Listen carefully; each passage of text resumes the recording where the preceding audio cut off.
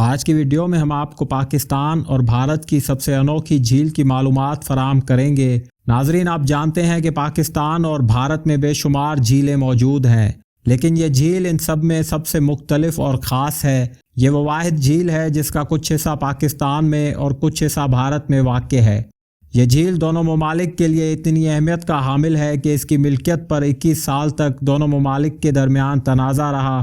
تو اس دلچسپ اور متنازع جھیل کی مکمل کہانی جاننے کے لیے ویڈیو کو آخر تک دیکھیں۔ یہ جھیل پاکستان کے صوبہ سندھ کے ضلع بدین اور ہندوستان کی ریاست گجرات کے ضلع رن کچھ میں سرحد کے دونوں اطراف واقع ہے۔ 300 مربع میل میں پھیلی اس عظیم الشان جھیل کا 90 کلومیٹر حصہ پاکستان اور جبکہ 210 کلومیٹر حصہ ہندوستان میں موجود ہے۔ اس جھیل کی وجود کے پیچھے ایک دل دہلا دینے والی کہانی چھپی ہوئی ہے۔ 16 جون 1819 کو رن کچھ میں ایک زبردست زلزلہ آیا جس کی شدت 8.2 میگنیٹیوڈ تھی۔ اس زلزلے نے 1543 افراد کی جان لے لی اور علاقے کی تقدیر بدل کر رکھ دی۔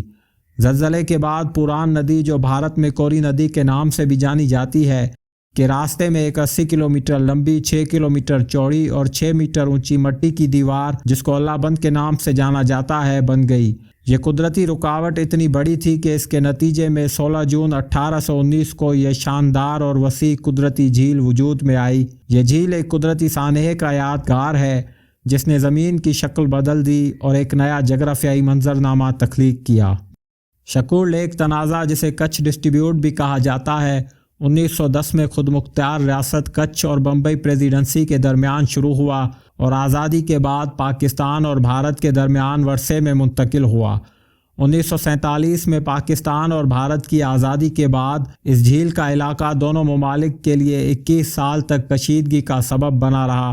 1960 میں پاکستانی افواج نے پورے علاقے پر کنٹرول قائم کرتے ہوئے کنجر کوٹ قلعے تک قبضہ کر لیا، مگر 1968 میں اقوام متحدہ کے انڈو پاک ویسٹرن باؤنڈری کیس کے فیصلے کو تسلیم کرتے ہوئے پاکستان اور بھارت نے موجودہ سرحد کو قبول کر لیا۔